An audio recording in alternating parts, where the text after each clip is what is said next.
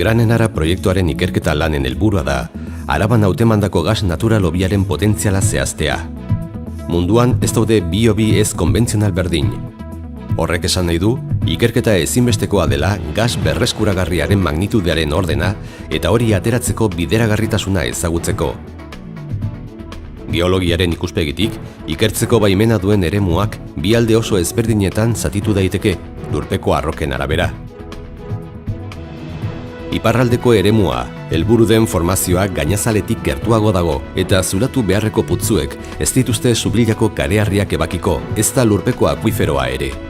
Hegoaldeko eremua, zulatu beharreko putzuek Zubillako kareharriak ebakiko dituzte, akuifero handi bat gordetzen dutenak, baita Balmaseda formazioa ere, azterketa honen helburua gas naturala daukalako. Bion arteko distantzia 1600 metrokoa da. Hobiaren ikerketa erabakita eta haren ahalmena ezagutu ondoren, beharrezkoa da esploraziorako putzu batzuk zulatzea eta gas hobiak estimulatzeko teknika modernoak erabiltzea, zehazki haustura hidraulikoa edo fracking deiturikoa. Horrek, aukera ematen du gaur egun gas naturala ateratzeko, ustiapen teknika eta ezaugarriengatik orain dela urte batzuk errentagarriak ez ziren hobietatik. Horrexegatik deitzen zaio gas ez konbentzionala.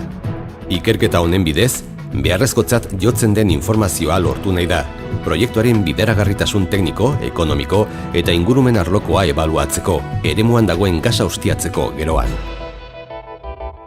Esploraziorako lehen putzuen kokapena erabakita eta beharrezkoak diren baimen guztiak eskuratuta gero, aukeratutako tokia berdintzeari eta egokitzeari ekingo zaio, zulatzeko eta estimulatzeko ekipoak instalatu ahal izateko geroago.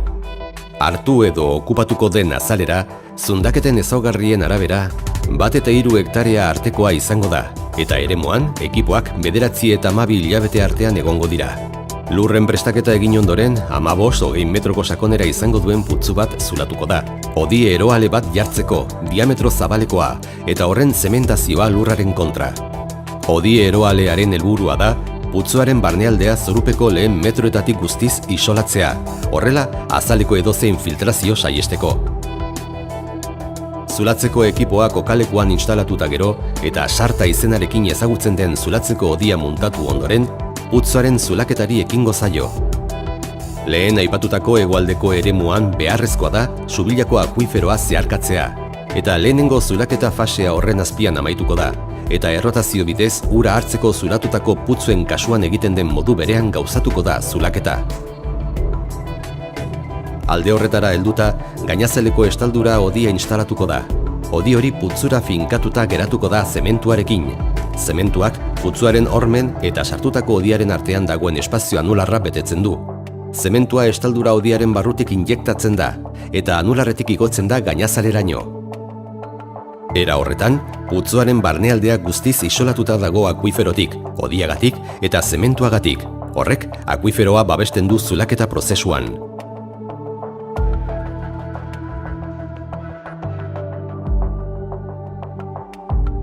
Jarraian, putzuaren burua instalatuko da. Baita erupzioak prebenitzeko segurtasun sistema bat ere, BOP delakoa, Blowout Preventer. Beste metro batzuk zulatzen jarraitu ostean, zulaketa eten eta segurtasun proba zorrotzak egingo dira. Proba horien xedea da, egindako zementazioaren eta hodiratzearen kalitatea eta estankotasuna bermatzea. Bigarren zulaketa fasearen helburua da, Balmaseda izeneko formazioaren goikoaldera heltzea, gasa dukan formazioa hain zuzen. Zubillako akuiferotik gasa dukan formazio horretara iragazkortasun basuko arrokak daude, 1600 metro daude tartean. Zundaketa egiten den bitartean, zulaketa hodiaren barneko aldetik fluido bat ponbatzen da, loi deritzona, ur eta buztin naturalez osatua gehien bat. Loi horrek, gainazaleraino eramaten ditu hautsitako arrokaren zatiak, ripioak. Hartara putzuak garbi, solidorik gabe egoten da, zulaketa lanak egiten jarraitzea ahalbidetzen duena. Berreskuratzen den loia aztertu eta egokitzen da zulaketan berriro erabili ahal izateko. Zundaketa gauzatzen ari den une oro, geologo bat edo mat logger zulaketagunean edo kokalekuan egongo da, zeharkatutako arrokak aztertzeko eta haietan hidrokarburoak dauden ikuskatzeko in situ. Hala, informazio guztia eman diezaieke zulaketako arduradunei denbora errealean. Zulaketaren bigarren fasea amaituta, estaldura hodia jaisten da. Sakontasun horren eta gainazalaren artean instalatuta geratuko da, eta aurrekoa bezala zementatuko da. Jarraian, hodiaren egoera eta bere zapatoa ezagutzeko beste proba batzuk egingo dira. Horrekin batera, zementazioaren ebaluazio erregistroak ere egingo dira, putzuaren erabateko segurtasuna eta isolamendua bermatzeko. Tarteko hodi hori bigarren segurtasun esibata, altzairu eta zementuzkoa, putzuaren barnealdearen eta Zubillako akuiferoaren artean. Hirugarren fasea. Zulaketaren hirugarren faseak 2500 metro inguruko luzera izango duena, gasadukan balmaseda formazioa zeharkatuko du. Fase honetan zehar, arrokaren lekuko etengabe batzuk berreskuratuko dira. Lan hori oso garrantzitsua da ikerketa zundaketetan. Izan ere, berreskuratutako arroken laginei esker, analisi eta entsegu interesgarriak egin ahal izango dira, estimulazio hidrauliko edo frackingaren hurrengo fasea zehazki definitzeko. Horren ondoren, zeharkatutako arrokak zehatz aztertuko dira, gasobiaren funtsezko informazioa denbora errealean jasotzeko gai diren tresnen bidez. Hartara, informazio horrek zulaketaren bidez eta arrokaren lekuko etengabearen bitartez lortzen den informazioa osatuko du. Jarraian, estaldura hodia produkzio eremura jaisten da, eta aurrekoak bezala zementatu egingo da, eta segurtasun probak egingo dira berriro. Aurreko operazioarekin, amaitutzat ematen da putzuaren zulaketa, eta haren barneko aldea guztiz isolatuta geratzen da zeharkatutako arroketatik, hobiaren eremuan hodi baten eta zementazioaren bidez.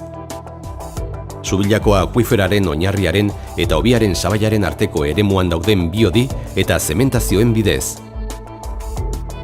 Eta gainazalaren eta Zubillako akuiferoaren oinarriaren arteko 3 hodi eta 2 zementazioaren bidez. Une horretatik aurrera ez da beharrezkoa zulatzeko dorrea. Beraz, kendu egingo da, eta putzuaren buru bat muntatuko da aldi baterako, hausturako lanak egiteko. Haustura hidraulikoaren lanak interesgarritzat jotzen diren putzaren alde edo tarteetan egiten dira, aurretiaz egiten den zulaketaren, arrokaren lekuko etengabearen eta erregistroaren informazioan oinarritua. Tarte horietako bakoitzak gehienez ere 100 metroko luzera izango du. Estaldura hodiak eta zementuak putzua isolatzen dute, gasa daukan arrokatik. Beraz, putzuaren barnealdea arrokarekin komunikatu beharra dago, hautsi beharreko lehenengo eremuaren altueran. Horretarako, tresna berezi bat erabiliz, lehergailu karga txikiak leherrarazten dira, eta horrek altzairuzko hodia, zementua edo inguruko arrokaren zentimetro batzuk ere zulatzeko besteko energia sortzen du. Prozedura horren bitartez, bide batzuk sortzen dira, gutxi gorabehera 2 zentimetroko diametrokoak eta 40 zentimetro luzerakoak. Putzuaren 100 metroko tarte bakoitzean, mota horretako 33 zulaketa inguru egiten dira. Kilogramo bat lehergailu inguru erabiltzen da, 33 karga horietan banatuta, eta hurrengo etaparako prest gelditzen da putzua. Haustura lana, ur, area eta gehigarrien nahasketa bat punpatzean datza, presio eta emari handian, aurreko fasean egindako bide txikietatik zehar. Ura, biltegiratzeko baltsetatik kokalekuan lerrokaturik dauden tankeetatik zehar pasatzen da. Horietatik, egokitzeko unitatera ponpatzen da ura, eta bertan prozesurako behar diren gehigarriak eransten zaizkio. Geroago, nahasgailura bideratzen da. Azken honetan, beharrezkoa bada, area eransten da, eta azken likidoa edo fluidoa ponpetara bideratzen da, hauetatik putzuan sartzeko. Haustura prozesu osoa kontrol unitatetik kontrolatzen da. Haustura likidoa, area gehitu gabe, sortutako bideetara eta horien bidez, arroka formaziora heltzen denean, presioa handitzen da arrokaren erresistentzia mugara heldu arte. Une horretan, arroka hausten hasten da, fluidoa sartzeko aukera emanez, eta hausturak zabaltzen dira arrokaren alderik ahulenetan. Behin hausturak zabalduta, area gehitzen da. Haustura fase horrek 2 eta 5 ordu artean iraun dezake, eta putzu bakoitzaren haustura prozesuan aurre ikusitako lehen etapa osatzen du. Gas formazioak arin hartzen du berriz hausturaren aurreko jatorrizko presioa. Hurrengo operazioa, estaldura hodian tapoi isolatzaile bat instalatzea da, obturadorea. Horrela, etapa honetan hautsitako eremua isolatuta geratuko da hautsi beharreko hurrengo tarteetatik. Haustura hidraulikoaren prozesua errepikatu egiten da aukeratutako beste eremuetan, lehentxeago adierazitako ekintza sekuentzia berarekin. Behin haustura hidraulikoaren prozesua amaituta, putzua fluxuan jartzeko unea da, putzua berak garbitu eta gasa jartzeko. Horretarako, hautsi diren sekzio desberdinetan jarritako tapoiak zulatuko dira, eta gainazaleko putzua jaraiatzen hasiko da lehenbiziko produkzio proba labur batean.